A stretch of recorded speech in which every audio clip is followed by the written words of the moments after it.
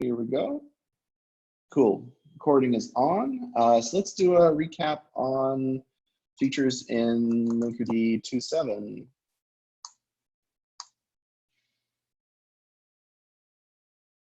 And it's not that I need to remind myself of everything that was in 2.7, but actually I do need to remind myself everything that's in 2.7. So probably the biggest thing that we released in 2.7 is the cert manager integration. A lot of folks have been asking to do GitOps style workflows, and cert manager moves the issuer certs into cert manager and allows rotation and makes all that work. In fact, along with cert manager, we've had some docs that are getting written up on Vault integration as well. It's pretty exciting. So cert manager is probably the biggest headline feature in 2.7. Oliver, since you just sat down, why don't you tell me what your favorite feature in 2.7 is? I mean, I would, you just stole my favorite feature, unfortunately. The cert manager stuff was a lot of work, and it really made us have to kind of improve the identity service to be able to take more flexible configuration. And so there was a bunch of things that went into that. We've also been spending a lot of time, or I've been spending a lot of time on the proxy side, trying to address some of the service discovery staleness type of issues that we've seen reported. So in 2.7, we put together some stopgaps, so we would at least error more explicitly in those situations, but we're now landing a bunch of the improvements that came out of that investigation this week, and hopefully for next week's Edge release. That's actually a really good point in that it's not something we talked about very much, but there was a unique memory leak that came in that we addressed internally on 2.7, thanks to all of the profiling work that we did last year and some great community debugging, where we nailed that one memory leak and have, I think, been hunting memory leaks for some time now. Yeah, as we started to get some reports around this, we started doing investigation, we found some things. Actually, we caught bugs before they merged too. So we're changing over a bunch of the proxy internals to use primitives a little differently, and we found that one of the underlying primitives that we're using from Tokyo has some leaky behavior, and so we've been able to give feedback to the Tokyo team to fix that, and we've been able to work around it in our code before that merges into 2.8. Going back to the cert manager thing, it's not actually a feature, though we added some functionality to check to help it out. I think the biggest win, even more than cert manager from my perspective, is the documentation we ended up writing around how to manually rotate your certificates, both the trust root and the issuer certificate.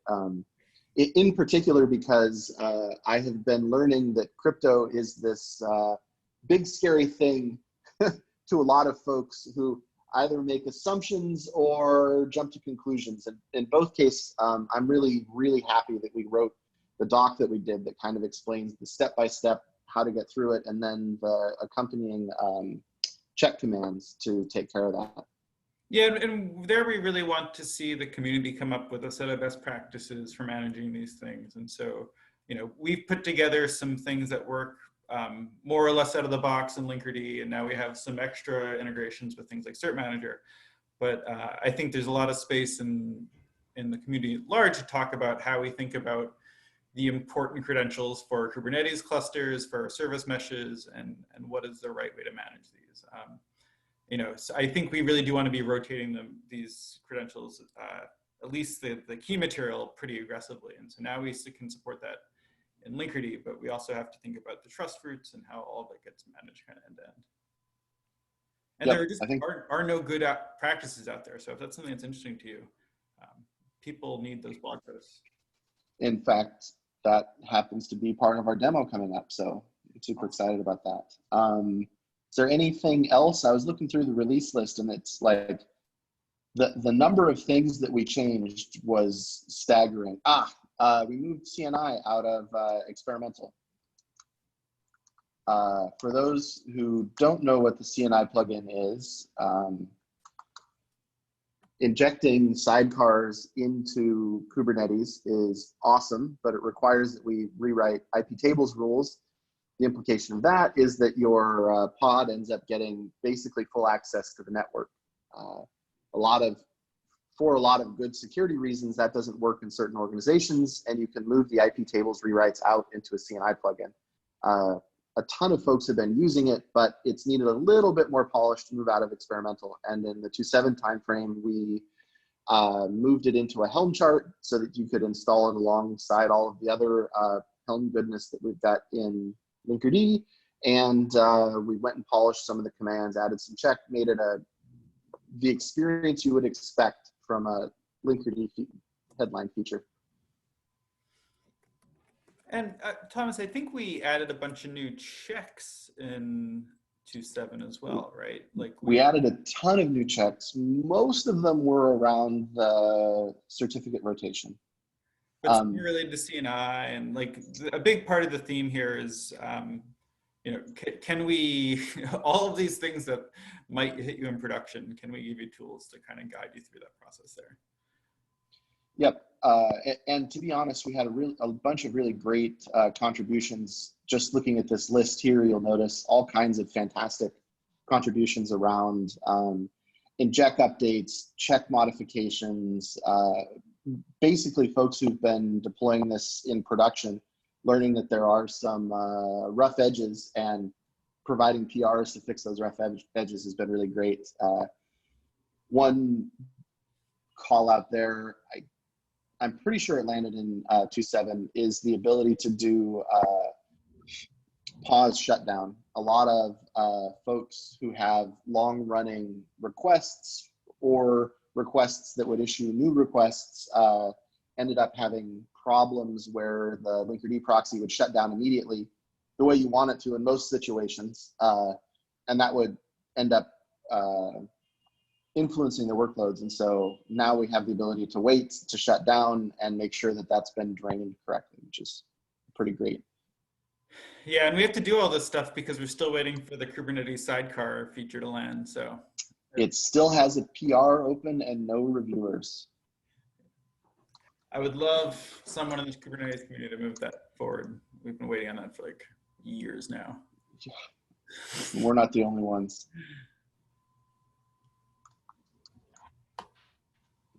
Cool. So let's jump into a 2.8 preview. I think I know where you're going to go with this one, Oliver, but tell me, what is 2.8 for you? So we've been doing a whole bunch of work to set the proxy up to move forward in a few ways. And so one is we want to change the buffering strategies that we use internally in the proxy, and that will allow us to we'll still enforce timeouts in terms of how long a proxy can hold a request before it gets dispatched, but we should be able to debug that a lot better, and we have a lot less opportunities for requests to go stale in odd places. So that'll, one, clean up a bunch of the internals. Two, I hope it'll, if it doesn't resolve, I hope it'll resolve all the staleness issues we've seen. We've had trouble reproducing them, but the ones we have been able to reproduce, this will fix. So there may still be some other ones out there, but we will have a bunch new diagnostics in there as well. And so we've added metrics around the proxy internals so that if there are things that might be leaky, we can spot that. And we also have things like better error metrics. And so we can see if we're actually hitting timeout errors, that's stuff that you can start to monitor a lot more simply in the next release.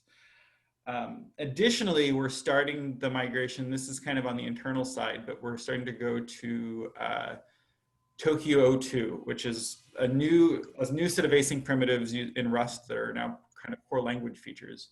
And we're going to start that migration. And so that we don't expect to see any big perf improvements in this release, but it will enable us to start moving on to more modern schedulers and a lot more of the more modern networking infrastructure, and eventually IOU ring. And so we're starting to plot the path forward internally.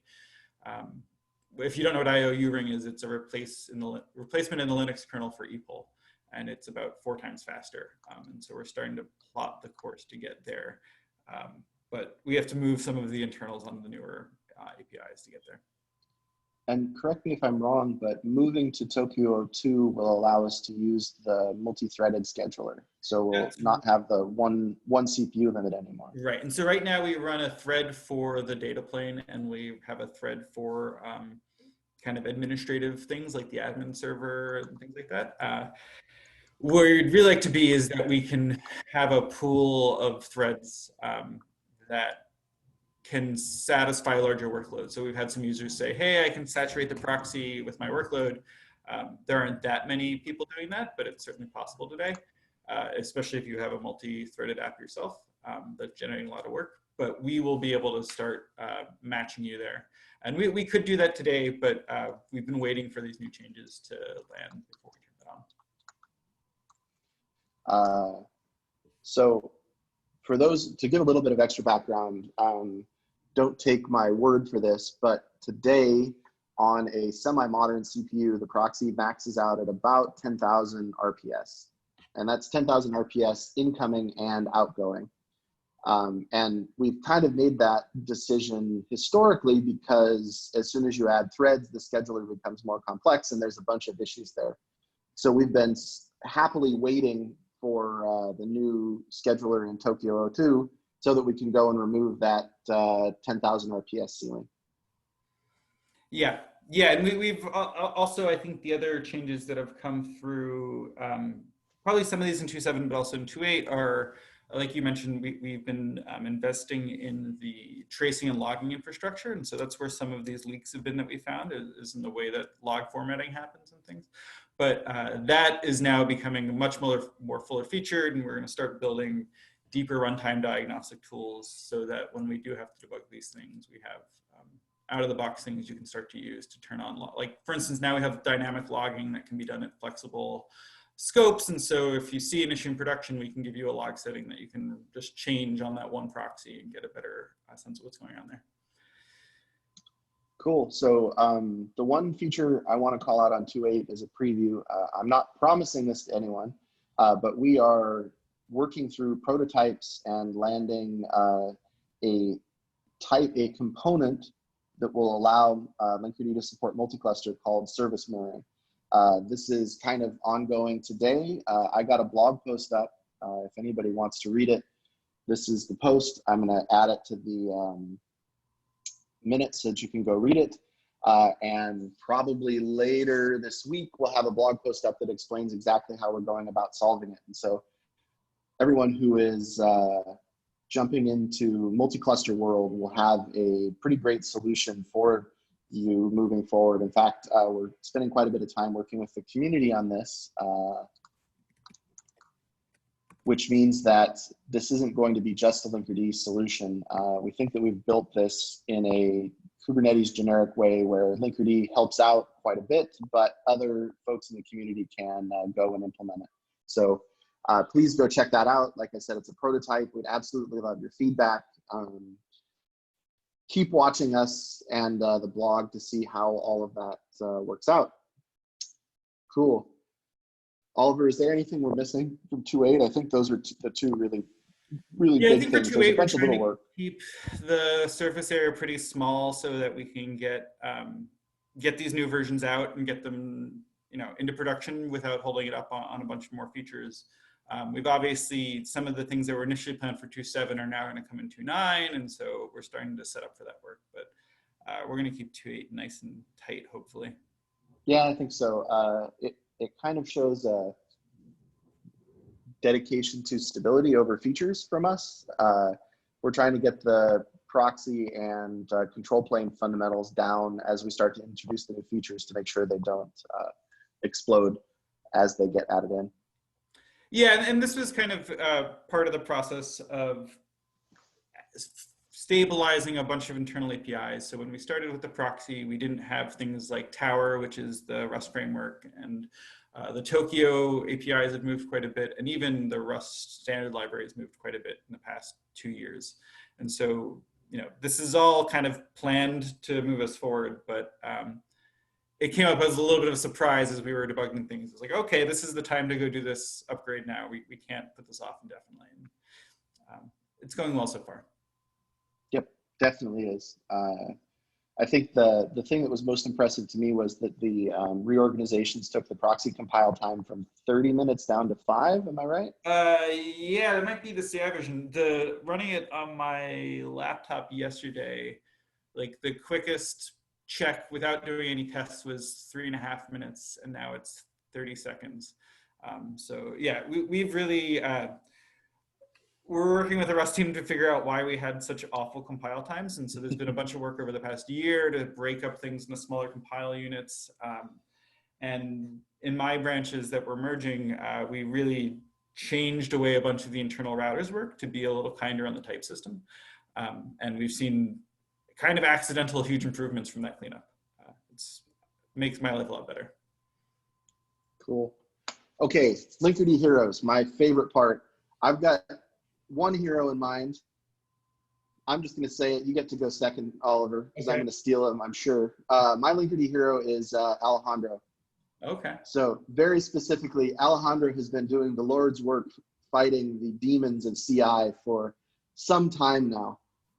Flakiness, babysitting, you name it. And we are starting to get to the point where CI is not flaky anymore. And we've got some really great upcoming stuff that I'm excited about, which I'm not sure y'all will see, but we're in the process of automating the release process, which gets me so excited because releasing more often makes me happy. It takes basically someone at least a whole day after we've QA'd like after all the testing and all of that stuff's done, it takes a full day to get a release out, which is pretty, and it can be really, really annoying. Sometimes it takes more than a day. And so it's been a priority for us to automate as much of that as possible on the project. And that's really paying dividends. So I agree. Alejandro's been doing great work there. All right, your turn. I'm going to call out Zahari. I think that the multi-cluster planning stuff has been going really well. It's nice to see those prototypes moving forward. And, we're learning a lot about Kubernetes, like the nitty gritty of Kubernetes and certain parts of the API and oddities of client Go and strategies for doing testing in Go. There's a whole bunch that project's helping us figure out. So kudos to Zahari for leading a lot of that. Awesome. All right, Chris, are you ready? Yeah, I'm ready when you are. Perfect. Let me stop sharing, and I think you can give it a try. Okay. My Zoom skills are not world-renowned. Ha! I've used it for the first time today, so can we see this? Yes. Should be a big black screen, basically, with nothing on it. Okay, so just a bit of background then. I work for a company called Bead Gaming. We are an online platform for gaming, such as online casino, sports betting, bingo, that kind of thing. So we're high transactional volumes, and we're currently almost 100% deployed on VMs in Microsoft Azure, or Azure, sorry, whichever way you want to pronounce it. So we're just starting out right now in deploying stuff onto Kubernetes, and we had a brief look at what kind of service mesh options were out there, and we very quickly settled on Linkerd. For a number of reasons, but one is that the installation process was just so unbelievably smooth. So, but obviously one of the things that we want to do is to wrap all this stuff up into automation. We're heavily invested in Terraform. Almost all of our platform is deployed via Terraform. And so we wanted to make sure all of the bootstrapping process for a new Kubernetes cluster, along with Linkerd, was wrapped up into Terraform itself. So the Linkerd install command obviously generates the certificates for you, but that solution would not really work very well for us because we want to make sure it's all automated end to end, and wanted to make sure that we still had hold of the certificates and the keys, everything like that, when we'd finished deploying a cluster. So I initially started looking at things like using STEP as recommended in the docs, or OpenSSL, which we were more familiar with, and then purely by accident, I came across the fact that Terraform actually supports generating TLS certificates on the fly. So cool. Very quickly shifted over to using that. So I'll just run through that now. This entire demo is based on Minikube, so you can run this yourself. I'll try and put the code somewhere where people can get to it if they want to try it themselves. The only thing I've done other than firing up vanilla Minikube is to enable CNI and install Calico. That's the only two things that you'll need to do if you want to test out the network security stuff that I'm going to demo, hopefully, if I have time. So there's three parts to this. Generation of certificates using Terraform, the installation of Linkerd itself, and then I'll also demonstrate creating namespaces that have the inject annotation via Terraform. And finally, if we have time, I'll go through the network security policies that will allow you to isolate namespaces from each other, whilst also allowing traffic from the Linkerd namespace to access any namespace. I kind of presume that would be needed because I guess if you don't have that, then Prometheus would not be able to scrape your pods and that kind of stuff. So that is a 100% assumption on my part. We're not fully deep into Linkerd yet, so please correct any assumptions as and when you notice them.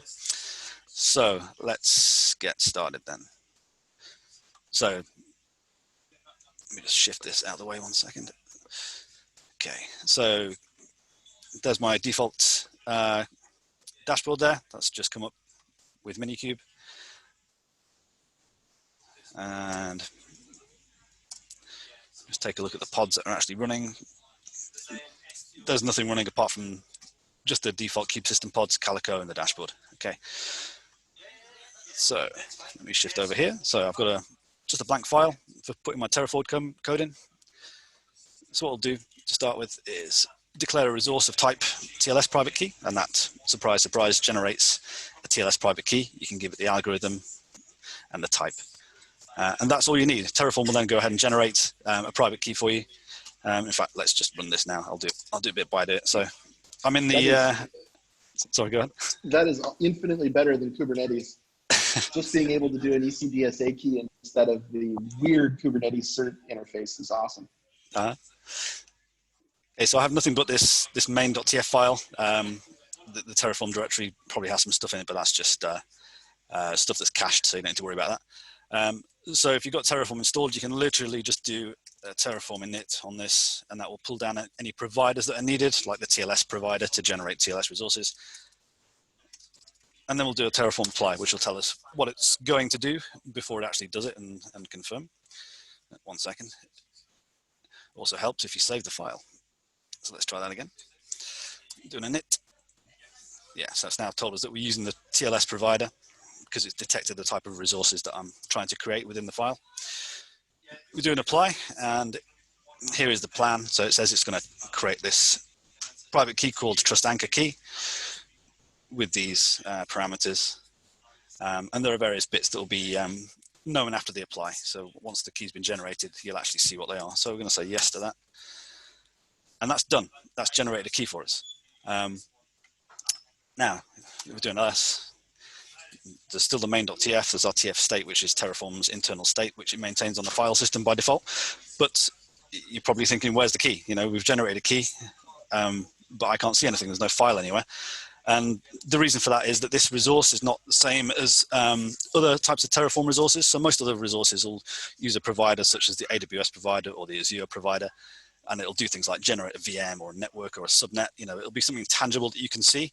The TLS provider in Terraform is slightly different. It's a logical resource provider, and it'll generate resources, but you have to use the output of the resource to decide what to do with them. So right now, the key has been generated, and if we do another Terraform apply,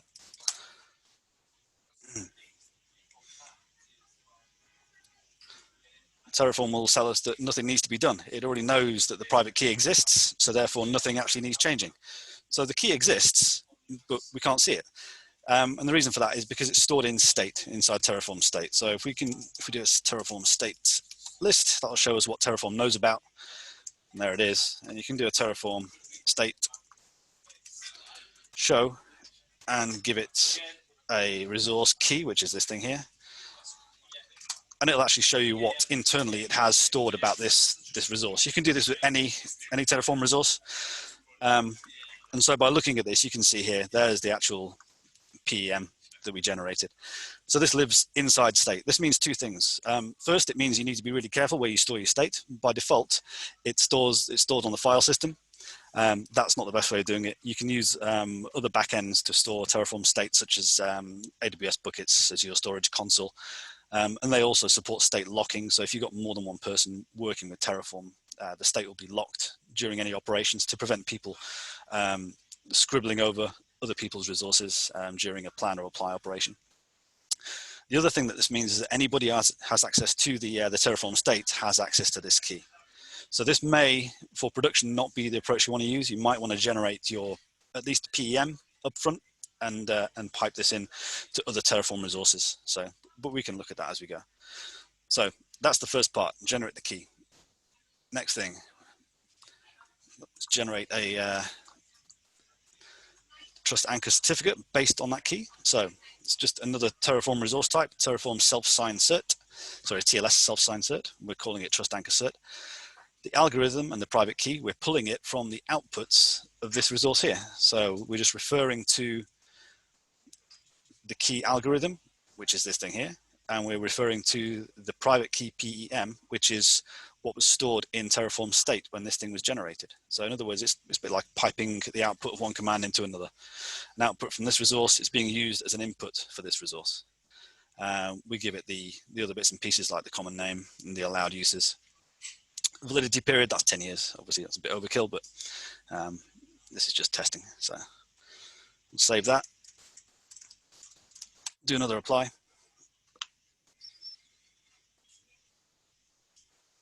And it shows us that it wants to generate the Trust Anker certificate. So we'll agree to that.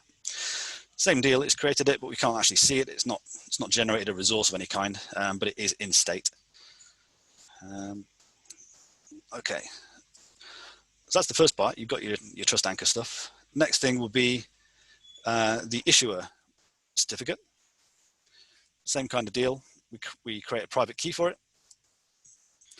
The next bit slightly different because we want to have this this key signed by the Trust Anker certificate. So we create something called a TLS cert request resource type, and we plug in the key algorithm from the issuer and the private key from the issuer and the common name that we use here.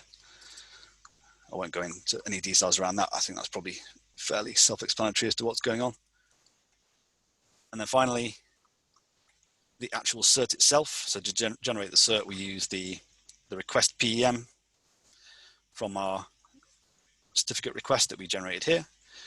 And then we plug in like the Trust Anker key algorithm, the Trust Anker key private PEM, and the cert PEM as well. So all those things, it's exactly the same process that you would use if you were going to generate a key in OpenSSL. It's a lot easier here to use outputs of one resource as inputs to another.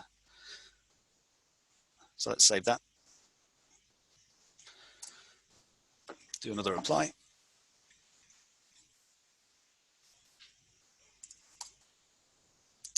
And that generates all of our keys and certs. So do a quick state list. So those are all the resources. So these can be used as inputs for other resources now. So you could, if you wanted to, pipe them out to a file. Terraform has a local file resource type. You could create a new file and use one of these things as the input for the file content, and you'd end up with a PEM file on your file system. But of course, we don't want to do that. We want to plug these things directly into a deployment of Linkerd. So that's what we'll do next. Just bring the code back up. Okay, so Terraform itself has a Helm provider, and Terraform has a Helm chart. So it seems to make sense to use those. First thing we have to do is add a reference to the Helm repo where the Helm chart lives. And then the next thing we need to do is actually create a resource that uses the Linkerd Helm chart. And that has a reference to this repository here. So now, getting the actual values into the chart itself, we just need to add a few more bits here.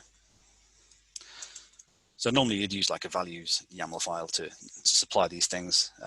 This is the same kind of deal. So we've got a bunch of set clauses here, which basically set various values for the chart. So if you've installed Terraform using, sorry, if you've installed Linkerd using the Helm chart in the past, these will be familiar to you. But these basically take the values from the outputs of the things we generated up here. So we're supplying the trust anchors PM using the cert PM output from the trust anchor certificate. We're supplying the cert expiry, which is also one of the outputs available from the issuer certificate. It's the validity end time, just happens to be in the correct format for this, which is handy. And then the issuer cert PM and the key PM. Really straightforward. So if I save that, what we next need to do, in fact, I'll tell you what, I won't do it and I'll show you what happens. Do a Terraform apply. It should give us an error. There we go. It's because we've started referring to a new type of resource, Helm charts and Helm repository, Helm release, sorry, and a Helm repository. Terraform does not yet know how to work with these types of resources. We need to do another Terraform init, and that will download the provider for Helm, which is done that. So version 1.0 is the first version that supports Helm 3, so we don't need to worry about this having to set up a tiller pod or anything like that. This will just work, fingers crossed. So let's do a Terraform apply on this stuff.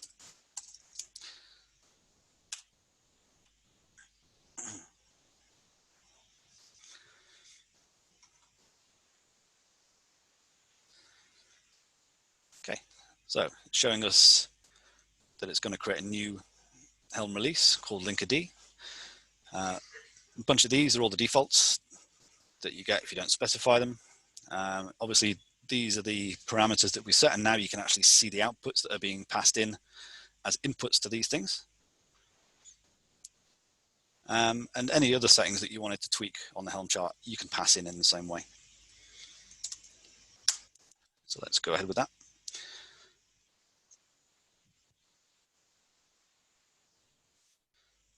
So if I switch to the dashboard, you should see there's the Linkerd namespace.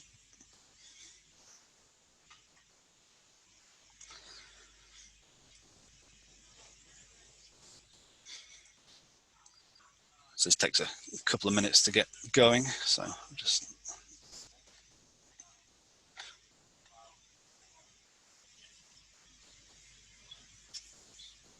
I'm kind of surprised that it was quite a bit easier to get going with Helm and Terraform than I have seen in the past. I remember having many tears and great sorrow over trying to smash those two together in a past life. I suspect it's become easier since Helm 3. Prior to that, you'd have to set up all the tiller pods and all that stuff. So yeah.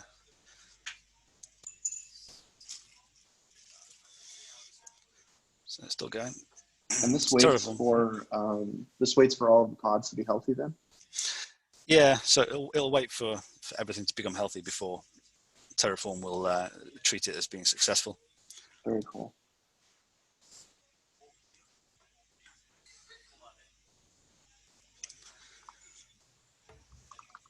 All of this stuff that I'm doing now can be done with a vanilla Minikube instance.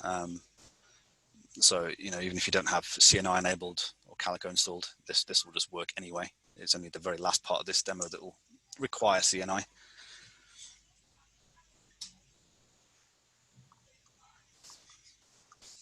So things are starting to come to life now.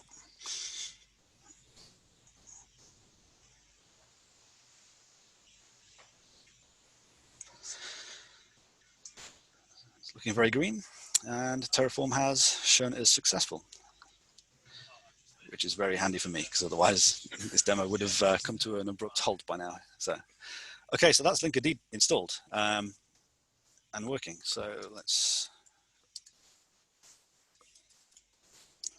fire up the dashboard just to prove that.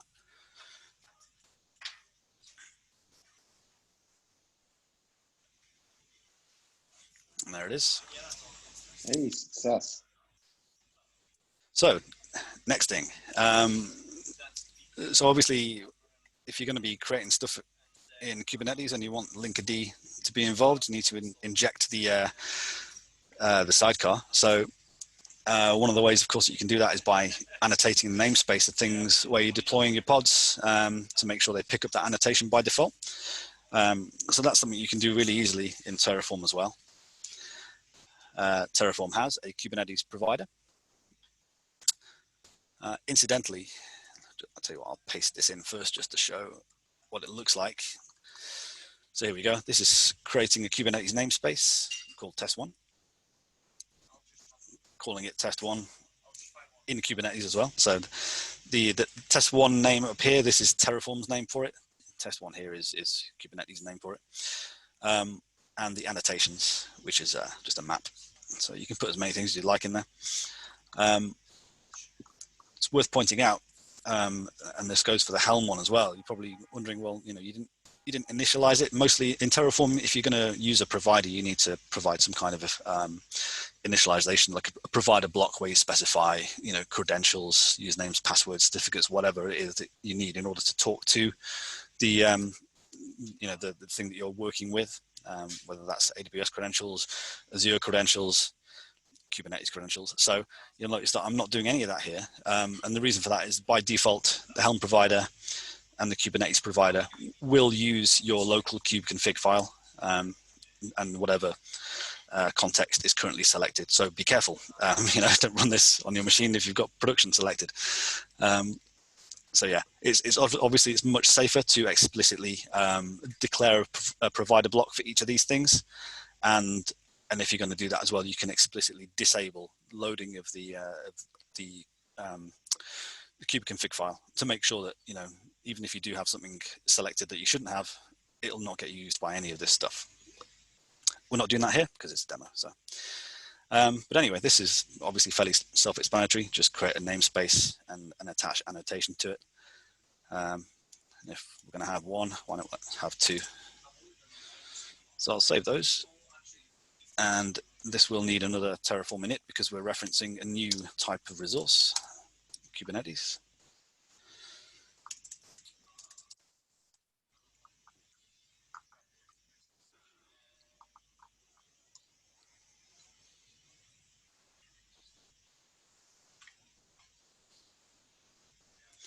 Okay, so it wants to create two new namespaces here. Let's go ahead with that. And that's it. So let's take a look here. There they are. And there's your annotation. So you're all ready to go in terms of deploying pods into those namespaces and having Linkerd inject the sidecar. Okay. So that's the initial setup. The next part is the network policy. So I'm assuming that I have time to go ahead and do that. Let's do it. I'm excited for this part. Okay. So what I'll do to start with, let's show things working without any network policies involved, I guess. What I'll do is I will run a couple of Nginx pods in each of these namespaces.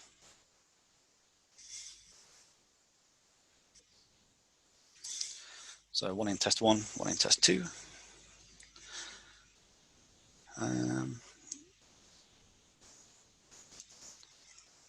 Let's expose a port on each of those.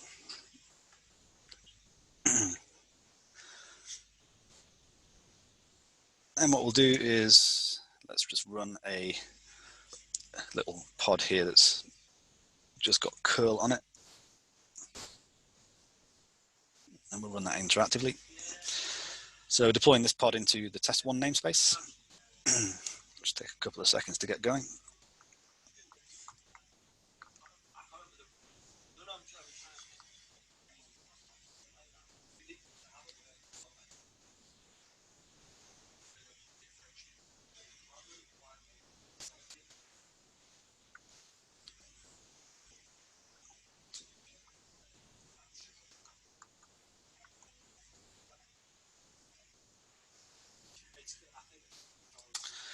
Okay, there we go.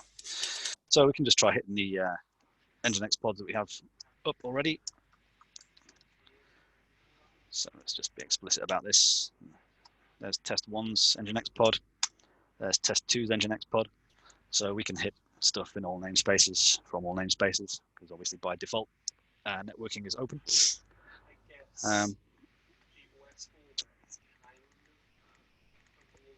What I'll also do is I'll deploy, let's disconnect from that. I'll deploy another one of these pods into the Linkerd namespace as well. Same deal, let's just prove that this works.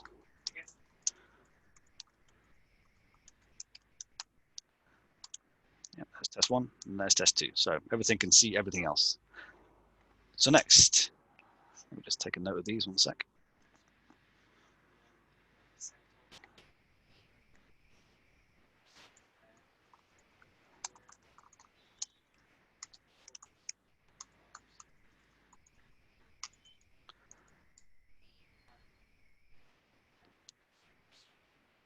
Okay.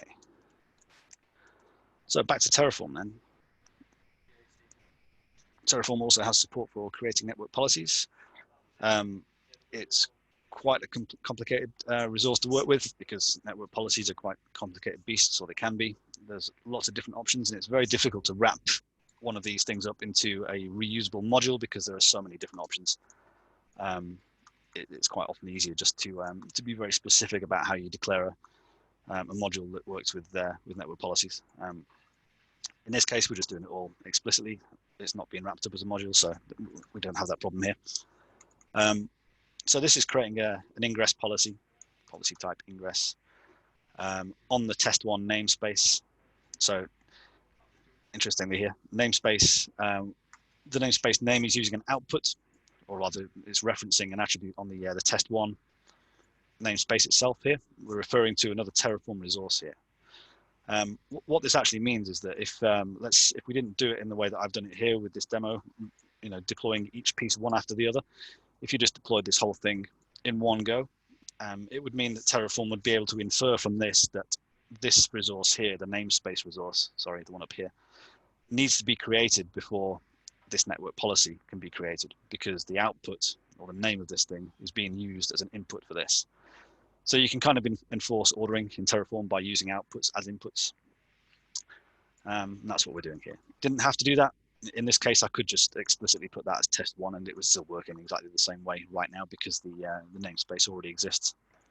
But this just means that if you run it in one go, it all works. So let's take a look at what this actually does.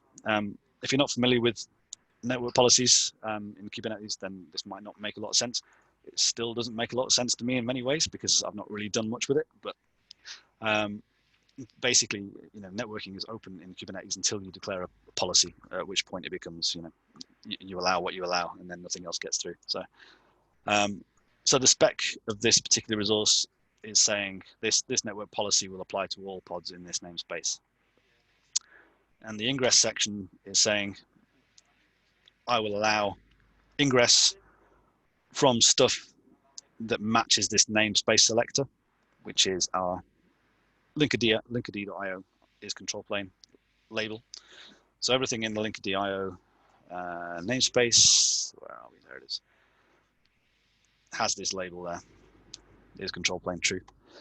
So we're using that as a way of determining whether or not the traffic has come from the Linkerd namespace.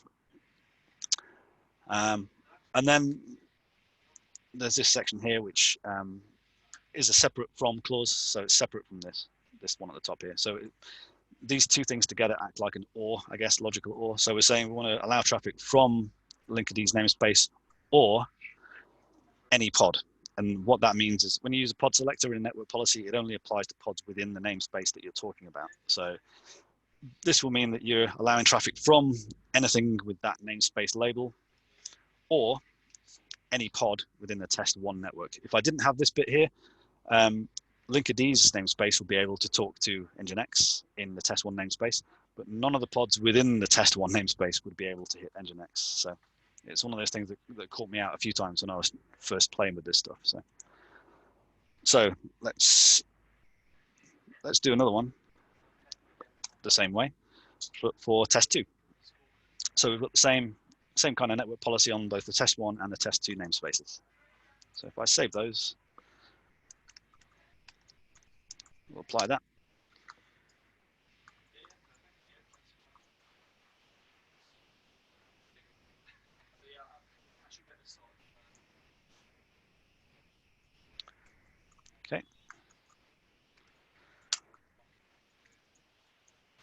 and that's it. The dashboard doesn't show network policies, but you can see them in here. So those are our two network policies. If we do a describe on one, let's choose the first one.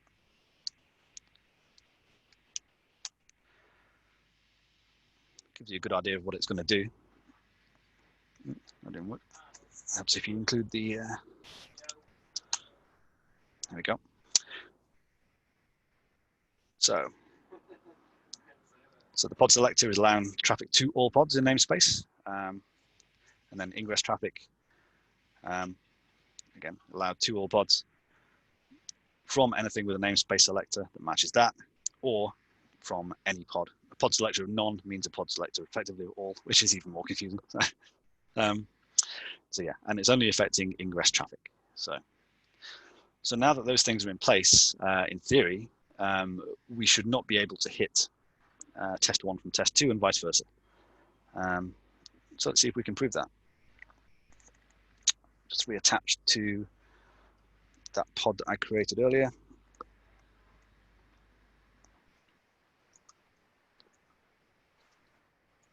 One second.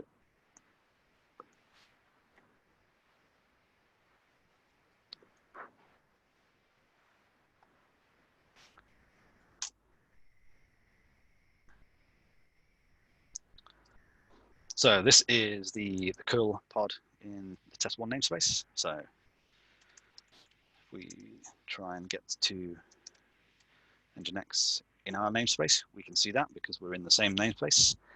If we try and hit test 2, we get no response. I think actually I can't remember the incantation for curl on this one to show the response you get, but I believe you get like a 503 gateway timeout because the response is coming from the sidecar rather than from, because there is a sidecar in the way basically. So yeah, to actually really see what's going on, it's best to have Linkerd out of the way in this case, otherwise it can be confusing.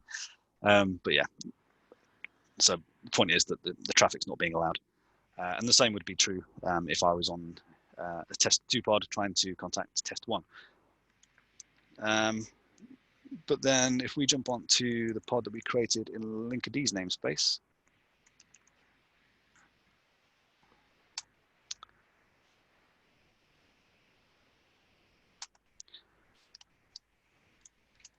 we should, in theory, be able to hit either,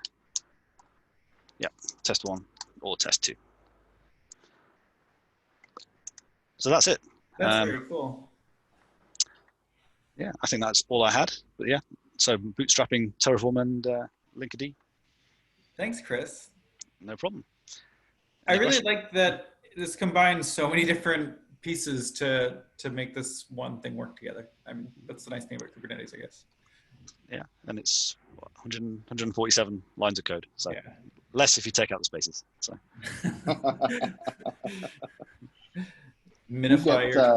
We get paid by lines of code over here at Point, so I put extra spaces in. I can put this somewhere on GitHub if you want to share a link around later. Maybe I'll let you know. Yeah, I think it'd be great to share. I would love to run through this myself. This looks like a really cool way to manage these things. Mm-hmm. Cool. Yeah. So obviously in a production environment, you would probably not do it exactly like this. This is all obviously got values hard coded. You'd want to wrap all these things up into modules, but showing that just would confuse the issue for people who aren't really familiar with Terraform. So, but yeah, take it and refactor it how you wish. So. Awesome. Awesome. Thank you so much, sir. Okay, no problem. Okay, we are now on to the best section of the community meeting, also known as ask whatever question you want. Any question is valid, or simply called Stump the Maintainer. Yeah, but within a 5-minute time constraint, I think. That's true. We'll only have time for 1 or 2 questions. Yeah. So if you have questions, feel free to dump them in the chat or unmute yourself. But we need at least one. We're just going to stay here until Can you guys talk any more about the upcoming multi-cluster feature? Yeah, I think Thomas probably knows a bunch about that, but I can if he doesn't want to. Tag, you're it, Oliver. Okay. So yeah, multi-cluster has been something we've been talking about for a while now, and we have a I think Thomas wrote a blog post on the requirement side, and we're about to post a blog post on some of the prototype, right, Thomas? Is that true? Yep. Very soon. Yeah. And there's a big PR up in the Linkerd 2 repo right now if you want to see how it's kind of shaping up. But what we see it is basically being that there's a controller in a cluster that can index services in other clusters. It has to be configured with a kube config to access those other clusters, but basically we set up watches to other clusters. As we see services in the other clusters, we create a mirror service in that your local cluster with a single endpoint, which is a gateway port that's in the other cluster. That gateway, in I think a naive approach, could be something like an Nginx that has some rewrite rules set up. We're going to be doing some other things that are a little bit more Linkerd specific there. But the general multi-cluster pattern we want to encourage is not having a big federation layer, but doing service syncing, where every service owns its own fate as far as that works. And then having gateway pods, which are effectively ingresses, but without ingress resources, that terminate identity and do routing into that cluster. And that won't give us end-to-end identity or policy, at least in the short term, but that will give us the ability to set policy to a given gateway, or for a gateway, what things can go through that gateway, and for your application, do you accept policy from gateways or not? Will kind of be the first scope of that. But then once we get those things wired up, we want to make it increasingly, you can be able to create any number of policies you want on top of that, but we need these primitives in place. Makes sense. Is it going to support, or is it intentional to support the kube v2 external DNS style hierarchy from services, cluster, region type scaling? And the second part, would those policies take into account request latency for clusters that are geographically distributed? That's a really good question. So I think we can get, so right now with things like traffic split, there is no kind of latency aware splitting. We just kind of divide by percentage that you specify.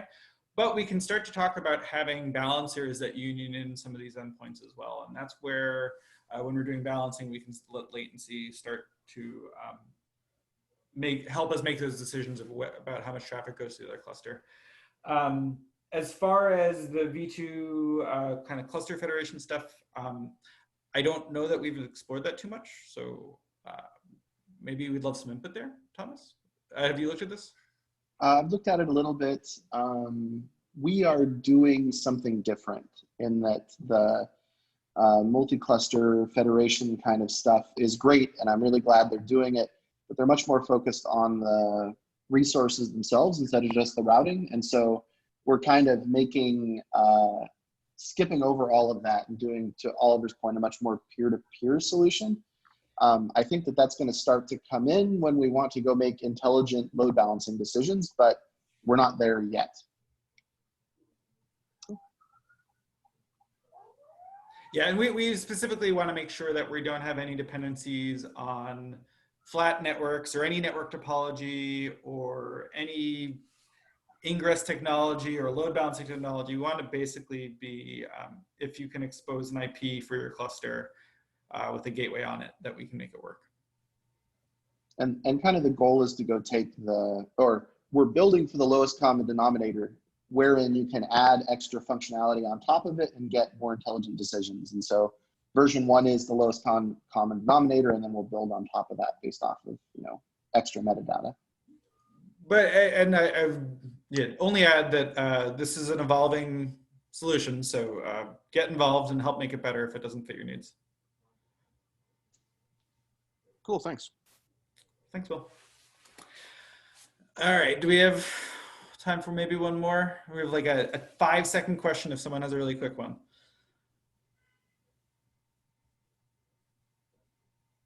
All right, well, if you didn't get your question answered today, pop into Slack. We're usually there, or shoot us an email or a GitHub issue.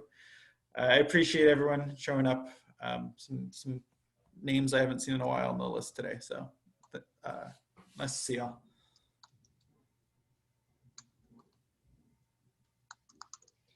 Have a great rest of your day, everybody. All right. Bye-bye.